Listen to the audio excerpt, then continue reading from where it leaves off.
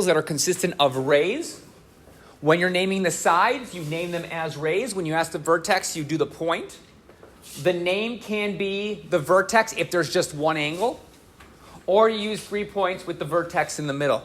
Sometimes there'll be numbers, so you can use numbers to name it. All right, that's our introduction to angles. Let's continue on. Measures of angles. In geometry, angles are going to be measured in units called, does anyone remember? Degrees. Thank you.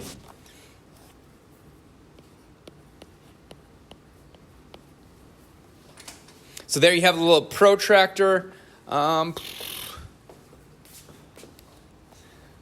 Let's talk about like the 4 key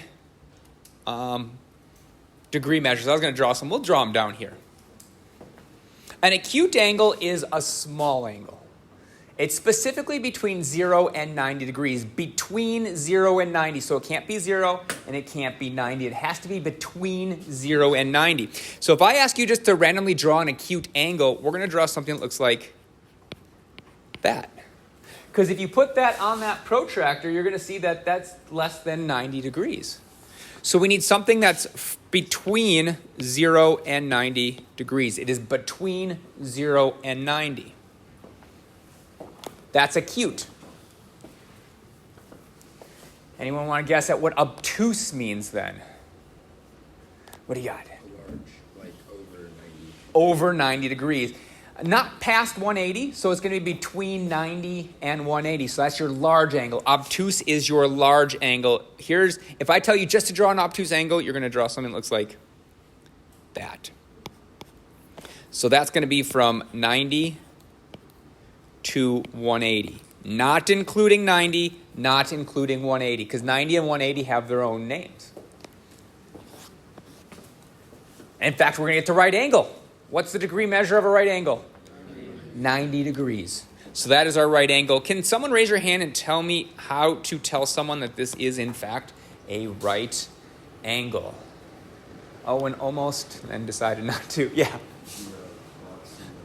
The little box in there. Perfect. That's exactly 90 degrees. Now, there is one more. These are when you have opposite rays or a straight line. Whenever you see a straight line, and you're going to see plenty of straight lines in this unit, you need to think 180 degrees. There doesn't have to be a point in the middle. All you need to know is a straight line is automatically 180 degrees. I'm never tricking you. If it looks like a straight line, it's 180 degrees. You have to know that because sometimes we'll draw angles on it. So if I draw an angle here and we go like 1 plus 2 equals 180, you have to be able to know it equals 180. That is called a straight angle. And then we're going to put something with it. This is going to be for next unit realistically. This is called the angle measure postulate. Remember we had that segment addition postulate? I said we're prepping for next unit. This is also prepping for next unit. We have an angle measure postulate. So now imagine if I need to explain. So imagine I have an angle coming out here. I have angle 1 and 2, and you need to explain why it equals 180 degrees. You could use something called the angle measure postulate. Remember, I'm prepping us for the next unit. This isn't on this test. It's for the next unit when we have to explain what we're doing. Questions on any one of those angles? How this will probably look on the assessment is I'll give you a whole bunch of angles, and you have to list whether it's acute, obtuse, right, or straight. That's how it usually shows up. Should be pretty easy, right? I hope. As long as you know what the words mean. Yeah? You have to, like, for example, in the test for obtuse, you have to put 90 degrees to 180 degrees. You do not. Nope. All you have to do is say that's an obtuse angle, Mr. Pabian. Or I'll say draw an obtuse angle, and you go bloop, bloop. Okay? So nothing too much on the test for that. I always remember acute because it's a nice little cute angle. It's acute. Obtuse just feels like I'm obtuse. This big angle. All right, let's continue on. The next word is adjacent. Adjacent angles. Adjacent angles are basically butt up against each other, but they have to follow some rules. So if we look at what it says adjacent angles. There are two angles are adjacent if they share a common side and have the same vertex. The way I like to think about it is they share a ray. They share a complete ray. Not part of a ray, they share a complete ray. So here's an example of some adjacent angles.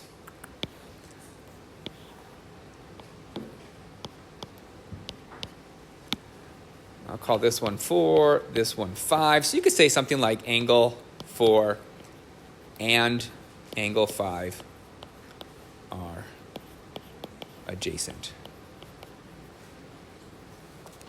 Because all the rays are connected. Yep, they have a ray that they're sharing completely, right? Yeah. So they have that side that they share, and they meet up at the same vertex. I think sometimes on top of this, it's nice to see what ones look like they're adjacent, but aren't in fact adjacent. And you can let me know why they're not adjacent. So the first one I see people will have drawings that look like this. Let's call this 5 and 6. Maybe not 5 because I already used it. Let's use 6 and 7. Why are 6 and 7? Yeah, question or answer? Cool. What do you got? Those are on the vertex. They're not on the same vertex. Perfect. Those can't be adjacent because they don't share the same vertex. I forgot what other one I see common. Let me check my notes real quick because there's usually a common one that people say are in fact adjacent. Yeah, this one. I don't know why. It just happens to people that they think these are adjacent.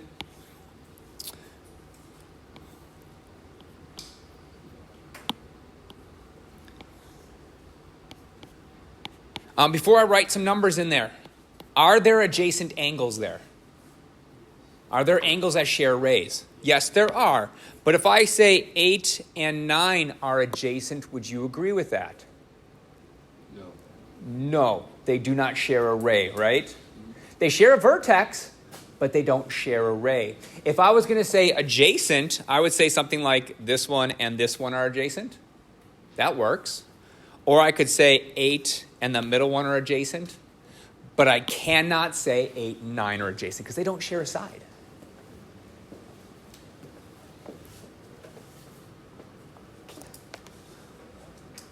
Does that make sense?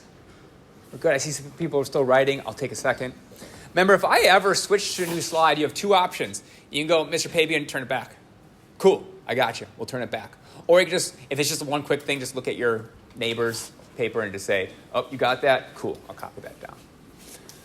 All right. So that's adjacent. Are we clear on adjacent? Sure. We're also clear that we don't use our phones in class? Okay. Congruent angles. What were congruent segments? The same length, right? So angles, they're already angles, so to be congruent, they need to have the same measure.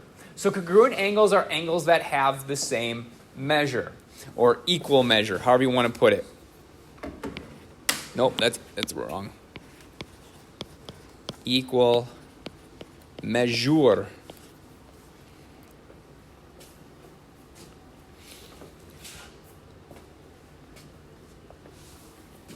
I'm going to throw a term at you. I don't use it very often, but sometimes when they use congruent angles, they use a word called equivalent. I always put in my notes that I will use these interchangeably. I really don't use equivalent very often. In fact, I use it so infrequently, if I do, just ask me what it means. Hey, if you're on a test and you don't understand a word, raise your hand and ask what it means. I could say I can't tell you. That's one of the terms you need to know. Or I might give you a hint, or it might be something like this. I'm like, yeah, that's one of those weird terms. It means this. So on a test, ask questions. The worst I can say is, I can't give you the answer. All right, are G and S congruent? Yeah. Can I call those G and S?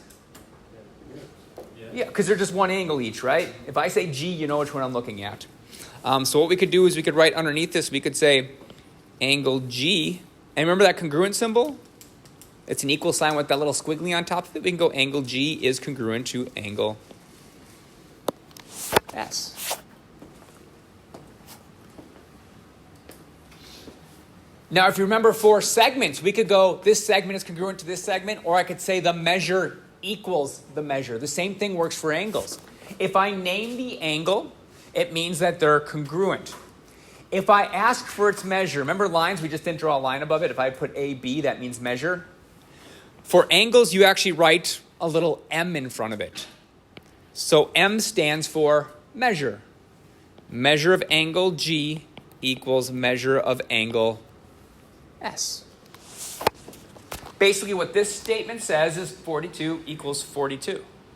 This one says these are angles and they're the same size. These say 42 equals 42. All right, last thing we have to talk about congruency. With segments, we put little tick marks on it, right? Angles are going to be weird if you put little tick marks on it, because where do you put the tick mark? So what we're going to do instead is we're going to put what's called arcs. So let's draw two angles that I think kind of look congruent. We'll draw one here. I'm going to draw one here, and maybe they don't look 100% congruent, so I'm going to tell my reader they are in fact congruent. So watch what I'm about to add. Nope, not that. I added just these little arcs. Those little arcs say that those two things are congruent. Now with tick marks, I said if there's another segment in that same picture I want to show are congruent but not congruent to these two, we put 2 tick marks or 3 tick marks. For angles, you just put 2 arcs, 3 arcs, 4 arcs. Sometimes you will see I'll actually put tick marks on each of these so you can see which one I'm looking at. But just for our quick notes, if I was doing 2 other angles that might be even skinnier, now let's make them bigger.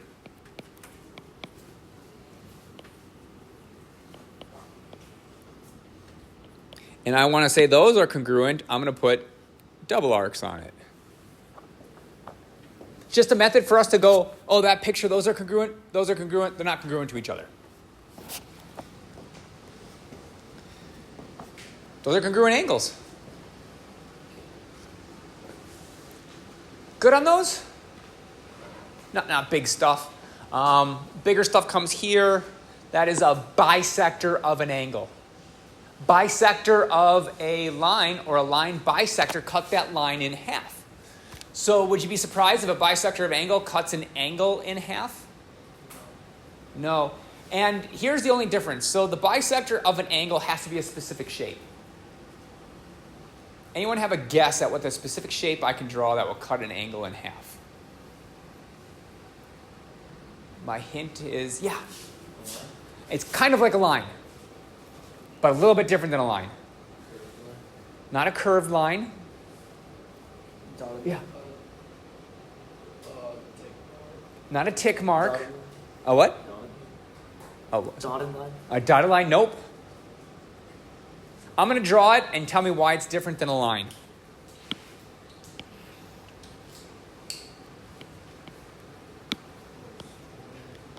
Why is that different than a line? It's a ray. So a ray makes up our sides, and a ray is typically our bisector of an angle. It might have come from a line, but the ray is what's actually cutting it in half. Yeah. So would that be an adjacent one? It would actually create 2 adjacent angles, correct. And we'll talk about that in a second. So the bisector of an angle is the ray that divides the angle into 2 congruent. And as Owen says, congruent. As Owen said, they are adjacent angles. Here's my advice to you. If you're on the assessment and it says, hey, this line cuts this in half or is a bisector, you are going to immediately note to yourself that they're congruent by doing this.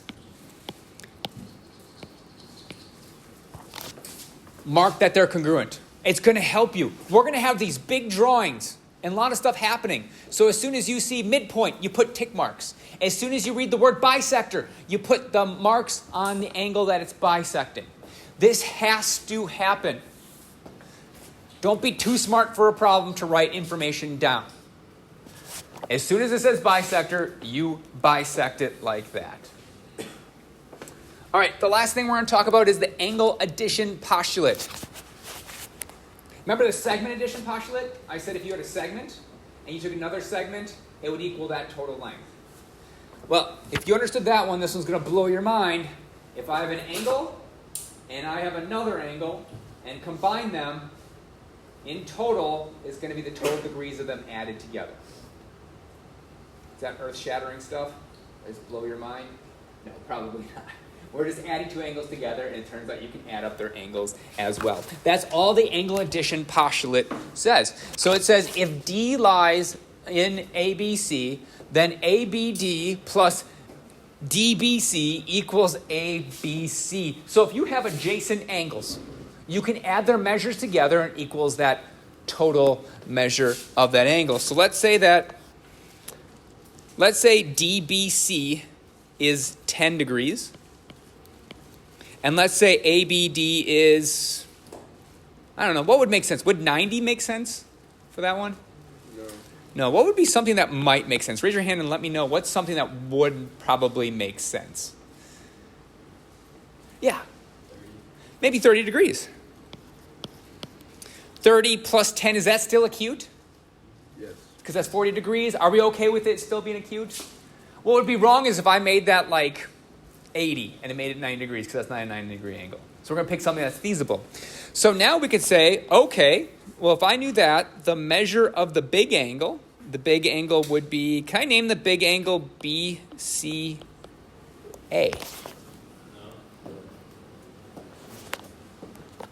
You're saying, no, why not? The vertex has to be in the middle. That's a big thing I see in assessments where people just pick 3 points and they go. I know it seems easy now, but it just means you need to practice it. All right, so we need to change that and go, okay, BCA does not work. Would ABC work? Yes. Cool. Then the measure of ABC would equal 40 degrees. Now be ready to have like ABD equals X, DBC equals 3X, and the whole thing equals like X plus 4. We have to set up the equation. We have angle plus angle equals something like that. Kind of like with the segment addition with things. All right, questions on angles?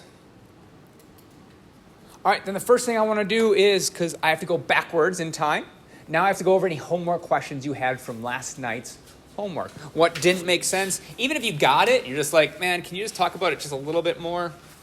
I'm more than happy to do that as well. Let me get my copy out. Cool. Yeah, what do you got? I wasn't trying to do Number 19? Okay, let's look at number 19 together. So let's take a picture of it. Make sure I'm doing the right one, because sometimes I have 219, sometimes I do a bad job of it. I'm going to go ahead and erase my work. Make that bigger. All right, this is how I start this problem on the assessment. So if I'm on the assessment next Tuesday and it says E is the midpoint of DF, I'm going to stop reading. I'm going to go down here and find DF, and I'm going to make E the midpoint by, and I'll highlight what I wrote here. I'm going to put tick marks right there. So that's what I mean. When you read direction that says something a midpoint or bisector, put tick marks or arcs on it immediately. Stop reading and just find that line and put the tick marks on it. Yeah? What do the tick marks do? The tick marks will say that E to F is equal to D to E, that those lengths are the same. If one of them's 2, then the other one's 2. That's the definition of a midpoint. A midpoint cuts it right in half, so I'll put those tick marks. So it's not as big a deal here, but when you have like a big picture, it's really important that you have that stuff on there. Okay, so now we know that D to E is the same length as E to F. Well, this tells me D to E equals 5x plus 3 and E to F equals 33. So what I'm thinking is, well, you know what? DE, the length of DE, has to equal EF because that's a midpoint.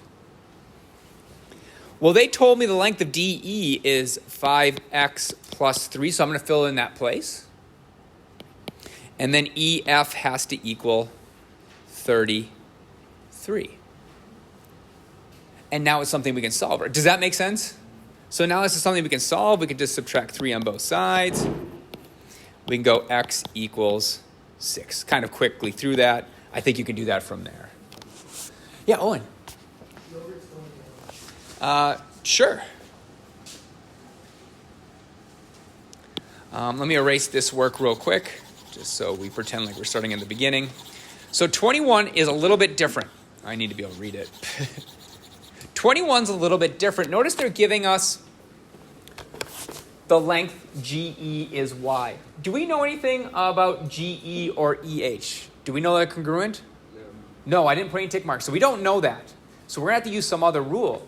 So they're saying from GE equals Y. I'm going to write it on there real quick. I'm going to say, okay, this is Y. Then it says EH equals Y minus 1. Well, they're not equal to each other, so I can't just put an equal sign to it. But then I'm going to see, oh, they give me GH equals 11. So they're giving me this total length here is 11. Well, remember segment addition postulate says that if I have one segment plus another segment, it equals the entire segment. So what we could do is we could go, you know what, GE plus EH has to equal that entire length GH. Oh, and does this statement make sense? Or we can go back? Sort of. So I'm saying this segment plus this segment must equal the entire segment, which equals 11. So we're going to start filling in information. Like you said, the GH equals 11. So I could have already put 11 there. Then we're going to take the fact that GE equals Y. So we'll replace GE with Y. I'll put in parentheses so you can see I'm substituting it in. And for the EH, Y minus 1.